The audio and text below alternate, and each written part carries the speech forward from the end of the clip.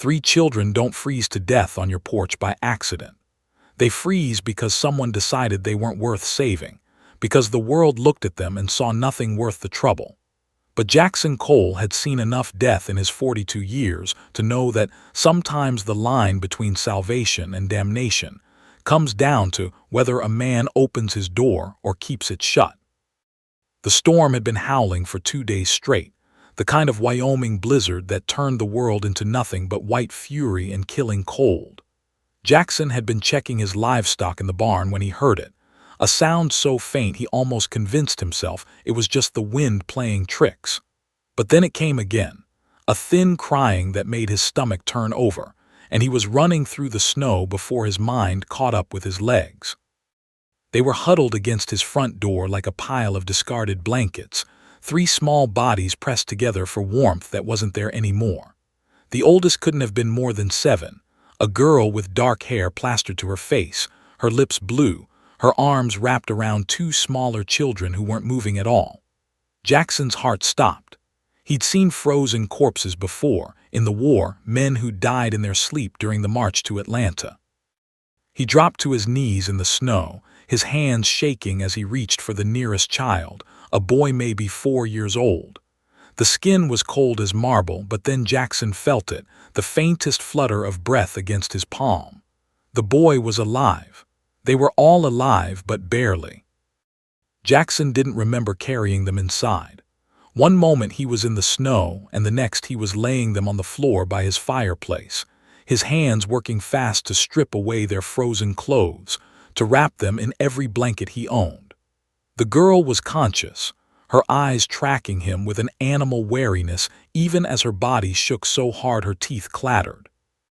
The 2 younger ones, the boy and a tiny girl who couldn't have been more than 2, were somewhere beyond shivering, their bodies still and frighteningly quiet. Jackson had seen hypothermia before too. He knew what happened when a body gave up trying to stay warm. He built up the fire until it roared, heated water for warm compresses, forced lukewarm broth between the oldest girl's lips. She tried to push him away at first, but she was too weak, and after a moment she drank, her eyes never leaving his face. Hours passed. Jackson didn't leave them, didn't even sit down except to hold one of the younger children against his chest, trying to will his own warmth into their small bodies. Slowly, impossibly, they began to respond. The boy's eyes fluttered open. The tiny girl whimpered. The oldest girl stopped shaking quite so violently. As dawn broke gray and cold outside, Jackson finally allowed himself to believe they might live. He made more broth, this time with bits of bread soaked soft, and fed them 1 careful spoonful at a time. The oldest girl watched him throughout, her dark eyes old beyond her years, filled with a mistrust that broke something in Jackson's chest. She'd learned young not to expect kindness from the world. When the children had eaten and fallen into exhausted sleep, Jackson finally let himself look at them properly. They were thin, too thin, with the hollow cheeks and prominent bones of long hunger. Their clothes, even before the storm had soaked them, had been threadbare and patched. The oldest girl's dress had been made for someone twice her size, cinched at the waist with rope. The boy wore pants that ended above his ankles. The baby wore what looked like a flour sack fashioned into a nightgown. But it was their hands that told the real story. Small hands, child hands, but cracked and raw from work, from cold, from a life that had been hard long before the storm. Jackson found himself clenching his fists, anger rising hot in his throat. What kind of person left children like this? What kind of person let them get to this point? He stood and walked to the window, looked out at the storm that was finally beginning to ease. His ranch sat 10 miles outside of Casper, far enough from town that he rarely saw another soul unless he rode in for supplies. He'd bought this land 5 years ago with his mustering out pay and what little he'd saved from his years as a scout. It wasn't much, just a small cabin, a barn, enough grazing land for a modest herd. He'd built it all himself, board by board, thinking maybe he'd find a wife, start a family, build something lasting in a world that had taken so much. But that hadn't happened. His fiancée had married someone else while he was away at war, and after that, Jackson had stopped looking for connection. He'd convinced himself he was fine alone, that solitude was simpler than risking more loss. Now, looking at 3 children sleeping by his fire, he wondered if he'd been lying to himself all along. The oldest girl woke first, her eyes snapping open with the alertness of someone used to sleeping light, ready to run. She saw Jackson across the room and went rigid. He kept his voice soft, the way he used to talk to spooked horses. "You're safe. No one's going to hurt you here." She didn't respond, just stared at him with those ancient eyes.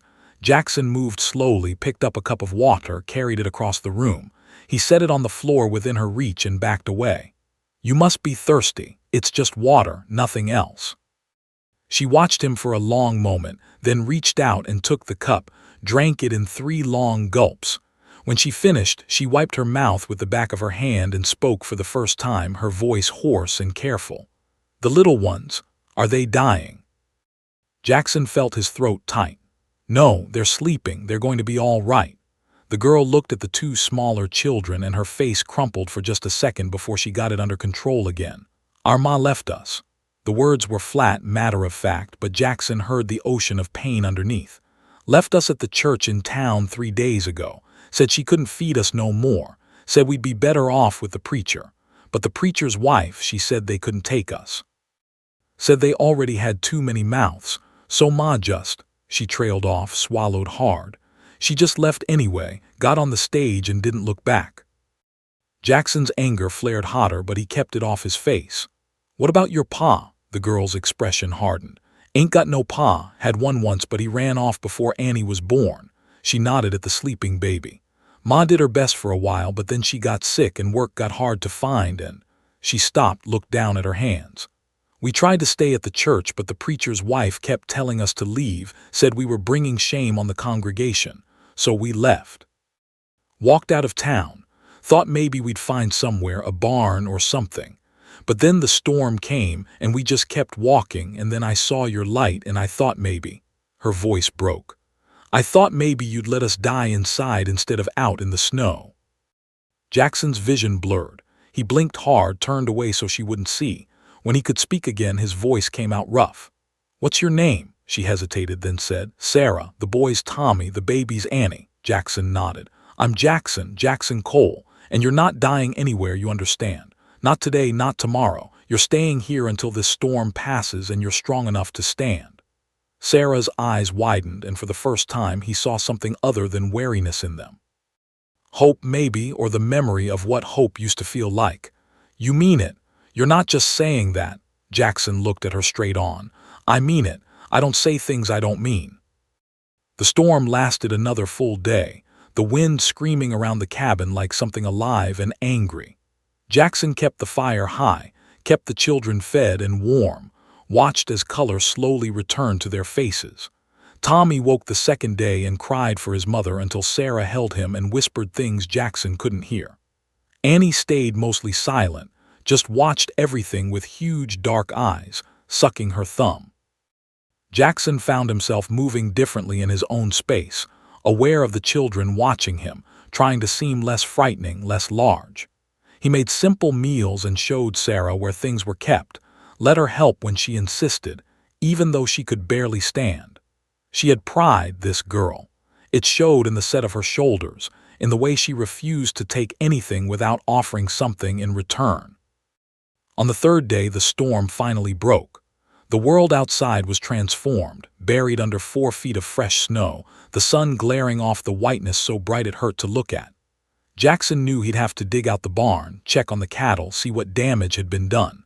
But first he had to make a decision. The children were stronger now, eating properly, the immediate danger past. He could take them into town, turn them over to the church or the territorial authorities.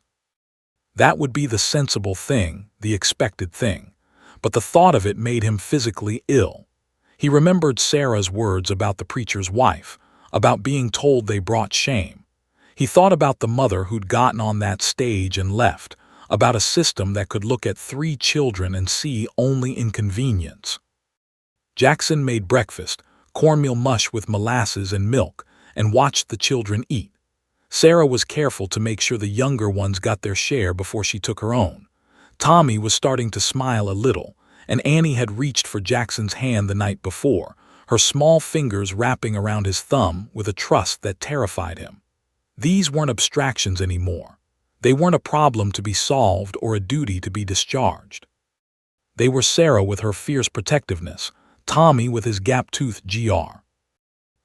Annie with her solemn eyes. They were real and they were here, and Jackson found he couldn't imagine his cabin without them anymore. But he knew what would happen when word got out. Casper was a small town, the kind of place where everyone knew everyone else's business. An unmarried man taking in 3 orphaned children, especially girls, would cause talk, the kind of talk that could turn ugly fast. Jackson thought about Reverend Thompson, who preached charity on Sunday and turned away hungry children on Monday. He thought about Martha Henshaw, who ran the boarding house and had opinions about everything, all of them unkind. He thought about Sheriff Dalton, who was decent enough but bound by laws and proprieties. They'd come for the children. They'd say it wasn't appropriate, wasn't proper. They'd take them away and put them in some orphanage or farm them out to families who needed extra hands, and Sarah and Tommy and Annie would be separated, scattered like seeds on the wind. Jackson stood up from the table. The children looked at him, sensing something in his posture. Sarah's face went guarded again. "You're taking us to town." It wasn't a question. Jackson looked at her, at the resignation already settling into her expression, the way she was bracing herself for one more abandonment. He thought about all the men he'd known in the war who'd talked about honor and duty but ran when the fighting got hard. He thought about his own father, who'd been quick with a belt but slow with affection, who'd taught Jackson that love was something you had to earn and could lose in an instant. He thought about the man he'd wanted to be when he bought this land, before loneliness had convinced him that wanting less meant hurting less. Then he thought about 3 children freezing on his porch, about Sarah's voice saying they'd wanted to die inside instead of in the snow, about Annie's small hand trusting him in the dark. The decision settled into his bones like something that had always been there, just waiting for him to recognize it. "No," he said, and his voice came out harder than he'd intended, almost a growl. "I'm not taking you anywhere." Sarah blinked. "What?" Jackson looked at all 3 of them, at their confused faces, their fragile hope. "You're staying here, with me, for as long as you need, and if anyone has a problem with that, they can take it up with me directly." Sarah's eyes filled with tears. "But you can't. People will talk, they'll say awful things, Jackson cut her off. "Let them talk, let them say what they want. You're mine now, all of you. I'm claiming you, legal or not, and anyone who wants to argue about it better come prepared for a fight." The words surprised him even as he said them, but they felt right, felt true in a way nothing had felt true in years. Tommy looked up at him with something like worship. Annie reached for him and he picked her up without thinking, settled her on his hip like he'd been doing it all his life. Sarah just stared at him, tears running down her face. "Why?" she whispered. "Why would you do this for us?" Jackson thought about all the easy answers he could give, about Christian duty and basic decency and doing what was right. But Sarah deserved better than easy answers. "Because I was at Shiloh," he said finally. "I was in the war, and I saw what happens when people look away from suffering because it's inconvenient or uncomfortable. I saw good men die while other men watched and did nothing. And I swore if I ever got the chance to be different, to be better, I would take it." He looked down at Annie, who was playing with his collar, then back at Sarah. "You 3 showing up on my porch, that's my chance, and I'm not wasting it." The first person to find out was Marcus Webb, Jackson's nearest neighbor 3 miles south. Marcus rode up a week after the storm, ostensibly to check that Jackson had survived, but really, Jackson suspected, because he'd seen the smoke from multiple chimneys and was curious. Jackson met him in the yard, and Marcus's eyes went straight to the cabin window where Sarah's face appeared for a moment before disappearing. "Got company?" Marcus asked, his voice casual but his eyes sharp. Jackson nodded. "Found 3 children freezing on my porch during the storm. They're staying with me now." He said it flat, matter of fact, daring Marcus to make something of it. Marcus was quiet for a long moment, his weathered face unreadable. He was older than Jackson by 15 years, had been ranching in Wyoming since before the war. "That's so," he said finally, 3 children, that's quite an undertaking for a single man. Jackson's jaw tightened. It is, but it's my undertaking. Marcus studied him, then nodded slowly. They're folks. Jackson told him about the mother leaving them, about the church turning them away. Marcus's face darkened as he listened. When Jackson finished, Marcus spat into the snow. That's Martha Henshaw's doing, I'd bet M. One on it. Thompson's too weak to stand up to that woman. She's got opinions about who deserves help and who doesn't, and children without proper family don't make the cut in her book. Jackson felt some of the tension leave his shoulders. Marcus wasn't going to be a problem, but Marcus wasn't done. You know what this is going to look like, though. You know what people will say. Jackson's voice went hard again. I know, and I don't care. Marcus considered this, then smiled slightly. Good, because you're going to need that attitude. Martha's going to make noise, probably get the territorial authorities involved. They'll say a single man can't raise children, especially girls. They'll say it's improper. He paused. But for what it's worth, I think you're doing a good thing. Those children need someone and you're stepping up. That takes courage. Jackson felt something loosen in his chest. Thank you, Marcus nodded. I'll spread the word among the other ranchers, the ones with sense. Build you some support before the vultures start circling.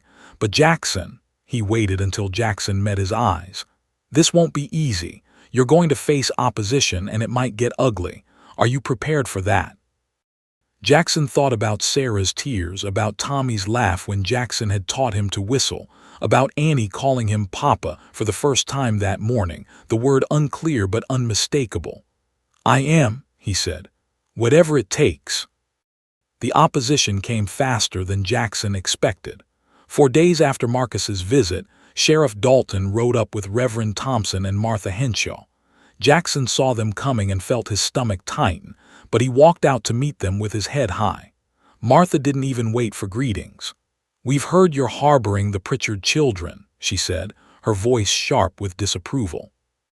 Those children were meant to be placed with proper families, not taken in by an unmarried man with no wife to provide appropriate supervision. Jackson looked at the Reverend. You turned them away. Your wife told them they brought shame, so they walked into a blizzard and nearly died. That's on you. Thompson's face flushed. Now see here, we couldn't simply take in every stray. Jackson's voice cut like a whip. They're not strays, they're children, and they're not going anywhere. Martha's eyes narrowed.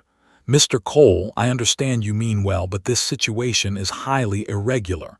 An unmarried man raising 3 children, including 2 girls, is simply not acceptable. What will people think? What kind of upbringing can you provide? These children need proper female guidance, moral instruction, stability. Jackson felt his temper rising but kept his voice level. They need food, warmth, and someone who won't abandon them. I'm providing that. Everything else we'll figure out as we go. Sheriff Dalton spoke up for the first time, his voice measured. Jackson, I know your heart's in the right place, but Martha has a point about the legalities. The territorial authorities could step in, could take those children and place them in an orphanage or with families deemed more suitable. I'd hate to see that happen, but if this gets escalated. He trailed off, the implication clear. Jackson's hands clenched. Those children have already been abandoned once. I won't let it happen again. Martha's face hardened. This isn't about what you want, Mr. Cole. This is about what's best for the children and what's proper for this community. If you refuse to see reason, we'll have no choice but to involve the territorial authorities. A door opened. Sarah stepped out onto the porch, Tommy and Annie behind her. Sarah's face was pale but determined. She walked across the yard and stood beside Jackson, close enough that their shoulders almost touched. We're not leaving, she said, her voice clear despite her fear. Mr. Cole saved our lives. He's been kinder to us than anyone, including the church that's supposed to care for people. If you try to take us away, we'll just run again. We'll keep running until we freeze for real this time. Martha looked scandalized. Child, you don't understand what you're saying. You need proper guardianship, education, moral. Sarah's voice rose. I understand perfectly. I understand that when we were starving, your church gave us nothing.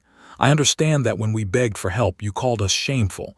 I understand that Mr. Cole opened his door when everyone else shut theirs. That's all I need to understand." Tommy stepped forward too, his small voice brave. "I want to stay with Jackson. He's nice.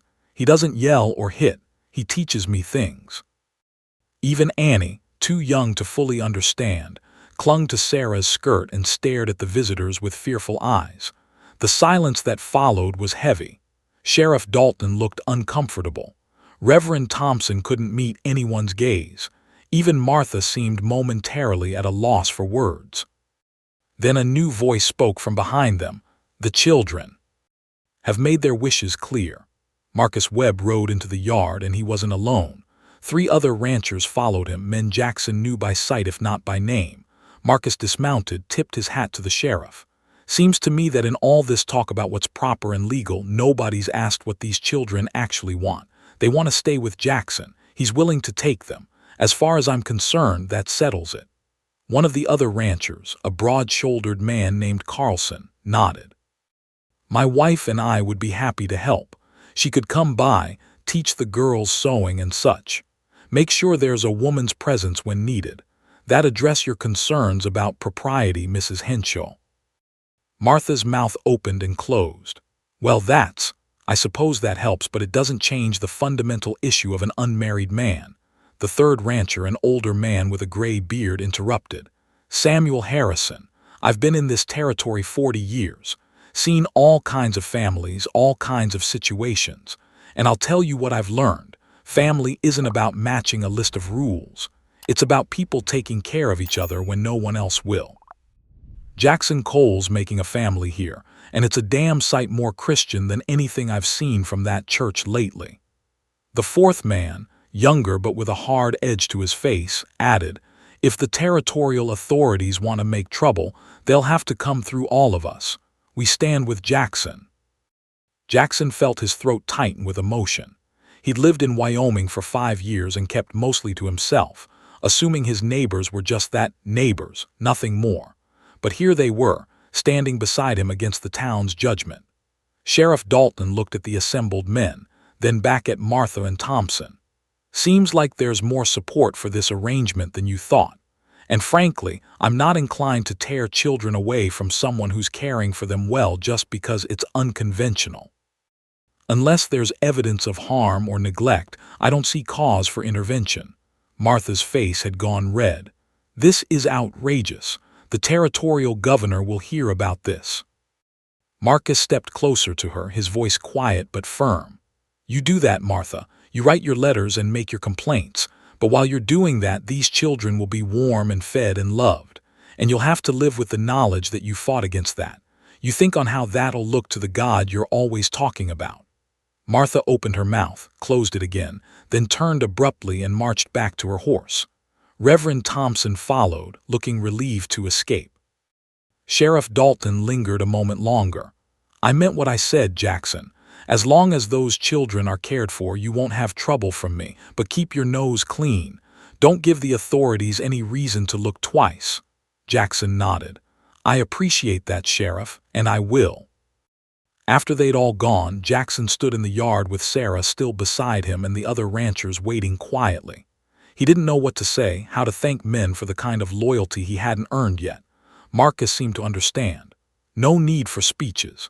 You're doing right by those kids. That's all that matters. But you should know this isn't over. Martha Henshaw's like a dog with a bone when she gets her teeth into something. She'll make trouble if she can." Jackson looked down at Sarah, at her fierce, frightened face. "Let her try. These children are mine now. I've claimed them, and I'll fight anyone who tries to take them."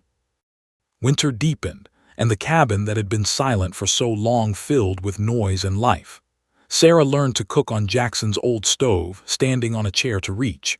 Tommy followed Jackson everywhere, chattering constantly, asking questions about everything. Annie toddled around the cabin, getting into everything, her laugh like bells. Jackson built additional beds, expanded the cabin with a small room for the girls. He taught Sarah to read better, worked with Tommy on his letters, sang old songs to Annie before bed. The other ranchers' wives visited, brought clothes the children had outgrown, offered advice and support. Slowly, carefully, something that felt like family began to take shape. But Martha Henshaw kept her word. Letters went to the territorial capital, to authorities in Cheyenne. A territorial agent arrived in spring to investigate, a thin man with spectacles who asked questions and wrote everything down in a ledger. He inspected the cabin, interviewed the children separately, spoke with Jackson at length about his intentions and his means to support them.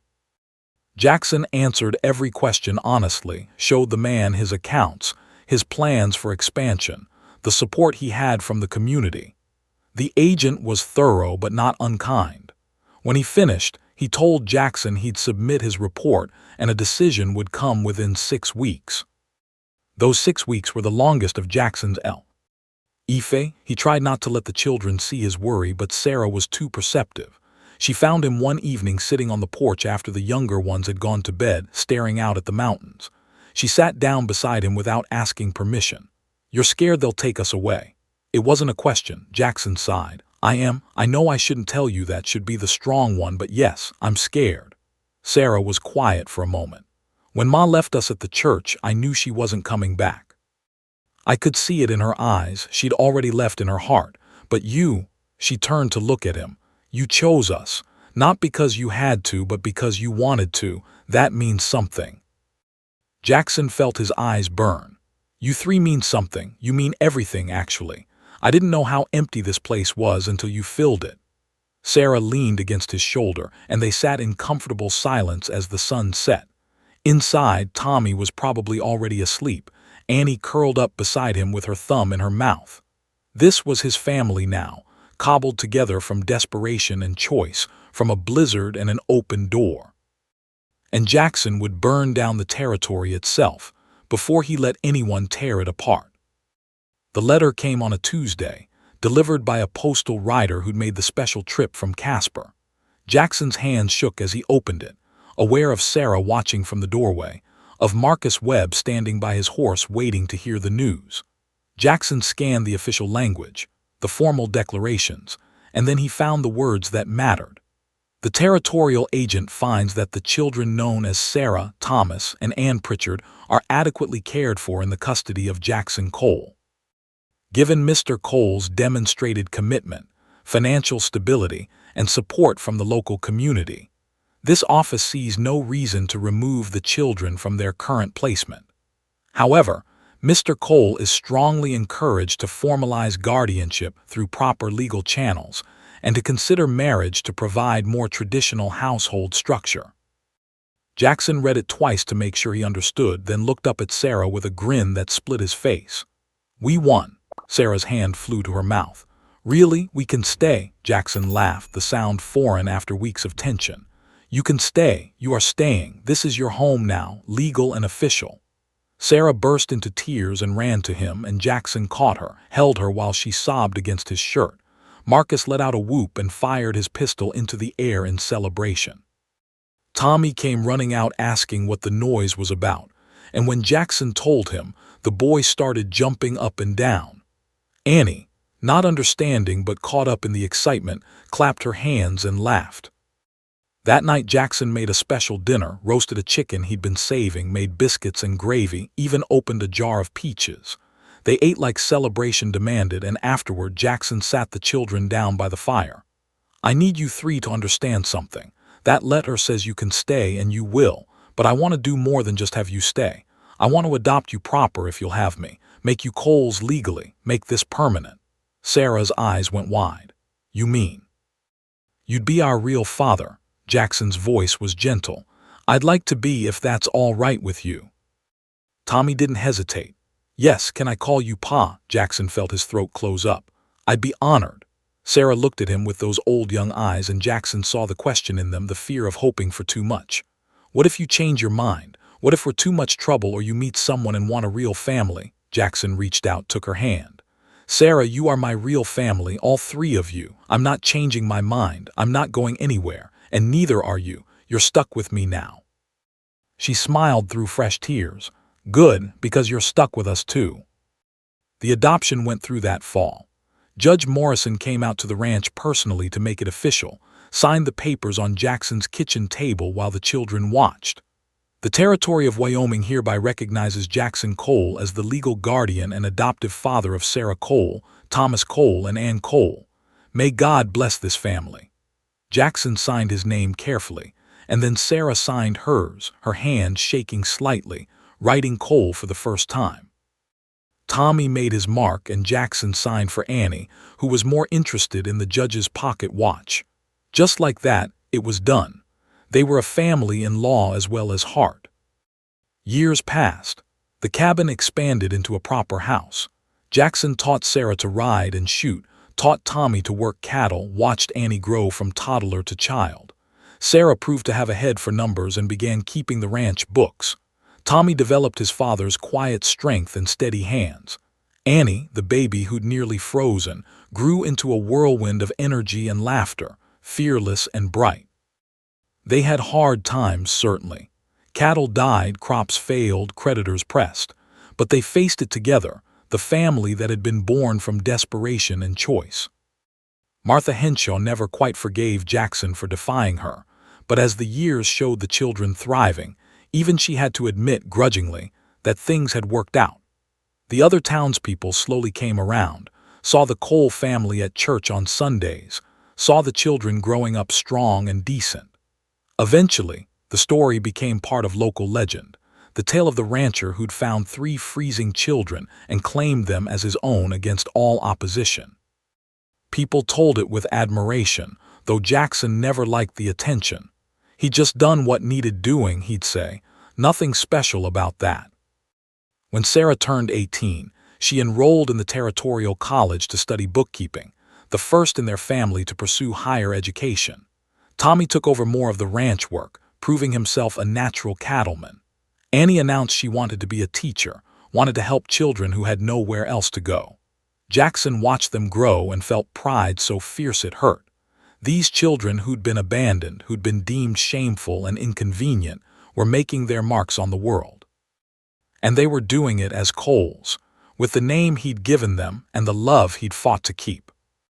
On a spring evening 30 years after that blizzard, an old man sat on his porch watching the sun set over the Wyoming mountains.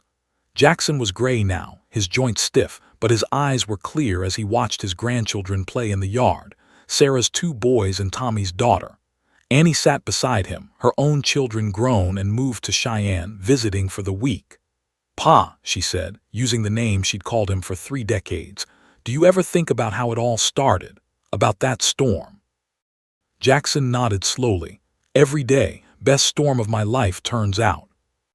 Annie laughed. "You always say that." She paused, then added more quietly, "We never properly thanked you for fighting for us, for keeping us when it would have been easier to let us go."